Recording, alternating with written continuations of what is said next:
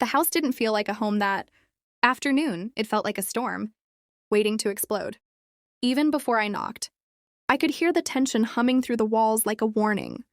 My sister's house was usually lively, filled with laughter or music or the clattering of dishes. But today there was nothing but a suffocating silence. I stepped inside cautiously. Aiden sat at the dining table, elbows resting on his knees, hands clasped so tightly his knuckles had turned pale. He was 18, but in that moment, he looked younger, like a child trying to hold in tears. His hair fell over his forehead, shadowing his eyes, but even from across the room, I could see the conflict raging inside him. My sister stood near the counter, pacing in sharp, angry steps. Her frustration was so intense it almost felt physical. When she caught sight of me, her expression was a mixture of relief and indignation, as though she hoped I'd take her side immediately. "What's happening?" I asked, setting the book I had brought down on the table. "Aiden has decided," she said sharply, "that he doesn't want to go to university anymore." The words struck like a slap. I turned toward Aiden. "Is that true?" He nodded slightly, still staring down at the floor. Before he could speak, my sister burst out again. "He's throwing away everything. Do you know how hard I've worked? How much I've sacrificed so he could have a chance?" Aiden flinched at each word. He didn't argue, didn't defend himself. He just shrank further into his chair, his silence louder than any shout. I moved closer and sat across from him. His shoulders tensed, expecting another lecture. I could see it. He was bracing himself for more disappointment. "Aiden," I said gently, "look at me." Slowly, hesitantly, he lifted his eyes. They were full of fear, but also something deeper, exhaustion. "I'm not here to judge you. I'm here to understand." My sister opened her mouth again, but I raised a calm hand. She stopped, surprised. I turned back to Aiden. "Tell me what's really going on," I said. "Not what you think we want to hear." For a moment, he just stared at me, confused. No one had asked him that. No one had stopped to listen. And when his lips finally parted, I knew whatever he was about to say would change everything. Aiden's fingers trembled slightly as he tried to gather his thoughts. For a long moment, he said nothing, and the silence stretched so thin it felt like it might snap. My sister stood rigidly behind me, arms folded, anger giving way to something else, fear of the unknown. Finally, Aiden spoke, his voice barely above a whisper. "I didn't decline university because I don't care. I declined because I can't go." My sister scoffed in disbelief, but the hurt in her eyes was unmistakable. "What does that even mean? You can go. You were accepted. You earned it." Aiden flinched. "Mom, please, just let me explain." I nodded gently, encouraging him. He exhaled shakily and reached for his backpack. As he unzipped it, the room seemed to hold its breath. When he pulled out a small envelope, worn edges curled from too much handling, something inside me tightened. He slid it toward me. "Open it," he said quietly.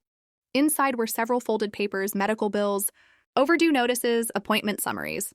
My eyes flicked over them, disbelief rising. His father's name was printed at the top of every page. I looked up. "Your father is this bad?" Aiden's jaw clenched. He didn't want anyone to know. He's been pretending everything is fine. But it's not. He's been sick for months, and he can't work anymore. My sister gasped softly, her hand flying to her mouth.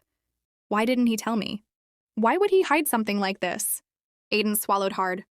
Because he didn't want to be a burden. He didn't want you to worry. He thought, if he kept it secret long enough, maybe he'd get better. My heart ached for him.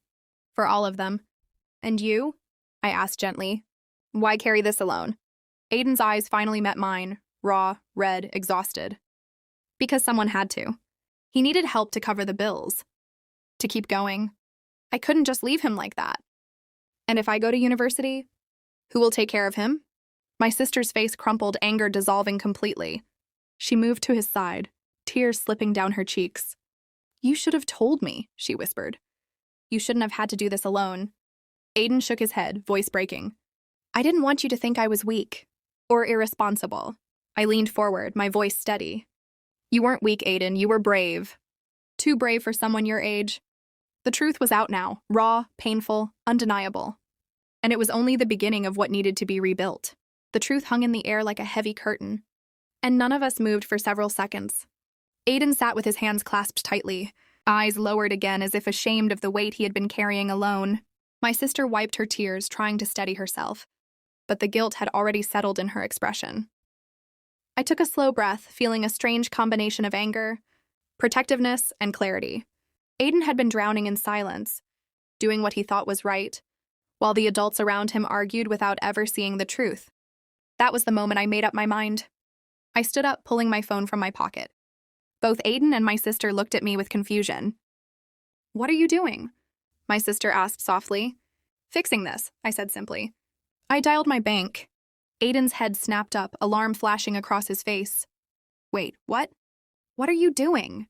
he repeated, rising to his feet. I held up a hand to stop him. "I'm paying the medical bills." The words hit him harder than any argument earlier. His eyes widened, disbelief washing over him. No, you can't. It's not your responsibility. I don't want you involved in this." My voice remained calm.